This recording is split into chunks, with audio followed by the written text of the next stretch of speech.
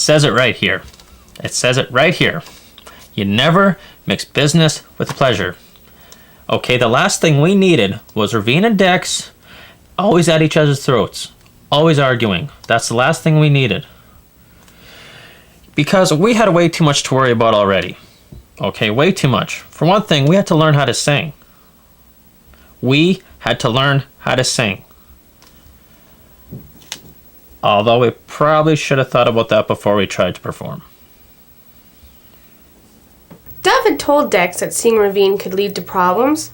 I've never understood why no one ever listens to Dove. Maybe it's because his glasses make him look big and dumb, but he's by far the smartest of the three. I truly believe that Dud should have focused on a solo career. I told him that 1,000 times, but he wouldn't leave Dex and Dove. That's the thing about Dud. He's so loyal. The most loyal person I know. I felt really sorry for those guys again. I mean, every time they get in front of a crowd, things just tend to blow up in their face. And Ravine can be pretty harsh sometimes. Trust me, I've heard a few stories. The one thing about those guys is that no matter how many times you beat them down, they're always going to get back up. Being the trooper that he is, Dex pushed aside Ravine's stinging comments and continued to work on his non-existent vocal talents. It was also at this time that a young woman by the name of January May entered Dud's life. I'm a true believer in love at first sight. When I saw Dud, I just knew. Deep in my scorching, burning heart, I just knew.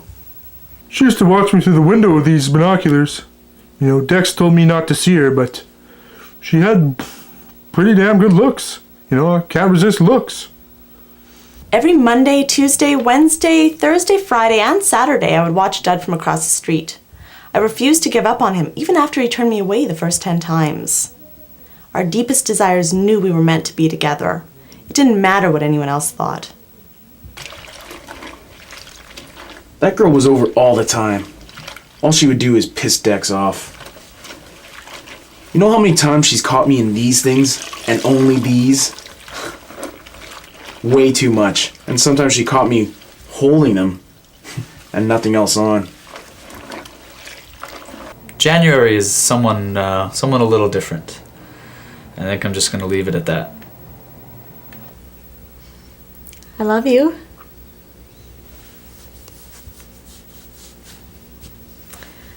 I know we've only been seeing each other for a few days, but I think it's time that we take our relationship to the next level.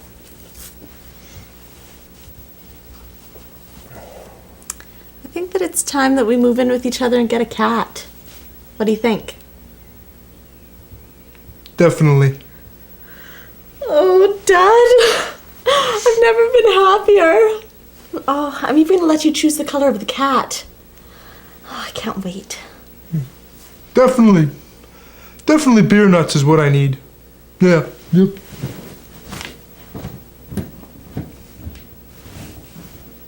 I'll wait for you.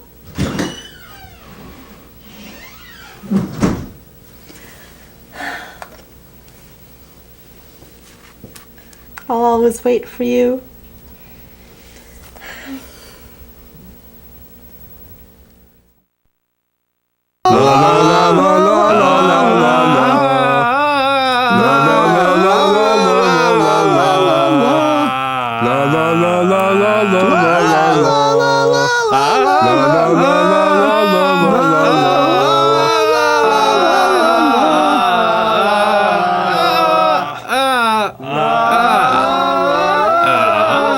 Okay, stop. Just stop, please. What's the matter, sexy doll face? Okay, how many times have we done this exercise? Can't even count that high. Then why do you guys still suck? Can one of you please tell me? Because I really don't know. Is it me? Am I not getting through to you, maybe? Well, you could get through to me, sweetheart, anytime you want. Shut up, Dex. You're the second worst sounding of the three. Who's the first? Sorry, Dove.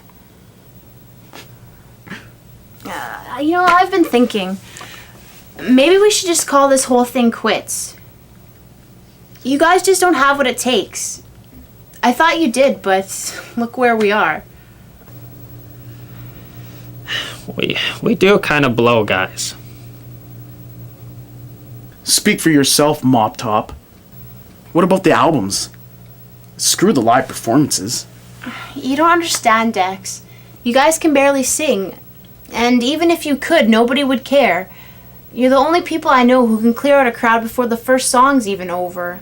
That's why we screw the live performances and focus on the album.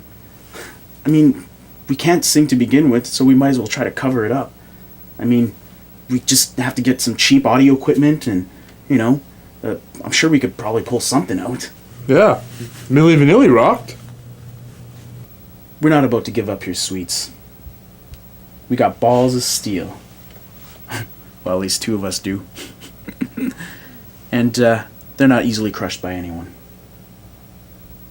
Dex, Dove, and Dud went back to being hard at work on their next album. Another collection of trashy, pop-filled bubblegum songs. Those boys kept singing the same old crap. Pop music just doesn't sell. They need to learn to sing like Barbra Streisand. Now that's the kind of music that sells. All they need to do is learn to sing like an older woman.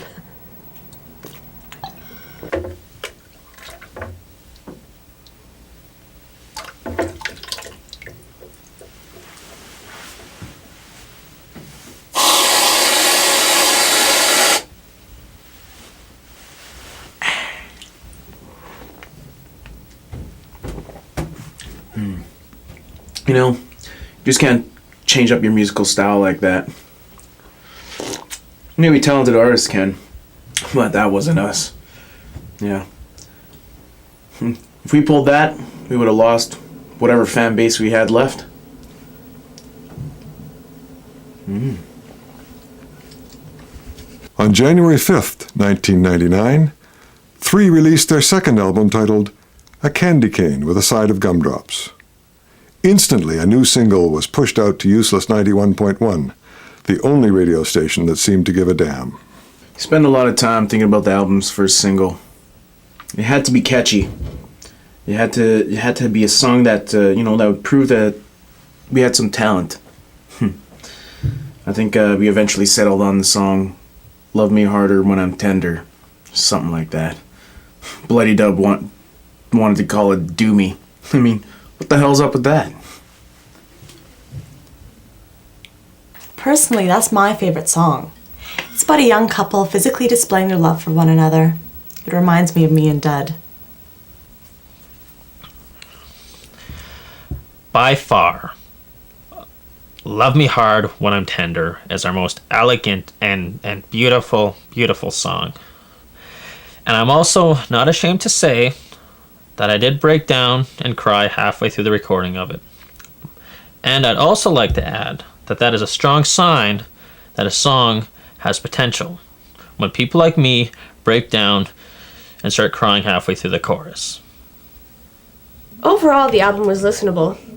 I didn't like it very much, but it was listenable. Again, I'm more of a Marilyn Manson fan. Along with the radio play from Useless 91.1, Dex, Dove, and Dud tried to push the album even more by going door to door and selling copies. The guys really tried hard to push their album, but just didn't pick up. I mean, every day for 5 hours they were banging on doors trying to sell some copies, but just didn't happen. It wasn't easy.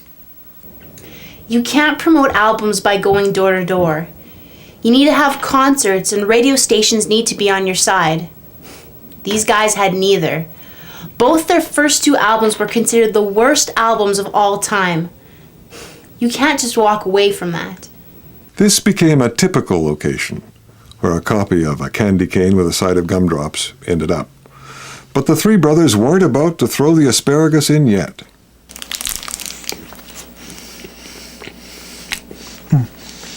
Our music style was, pretty weak. We had to change it up a bit.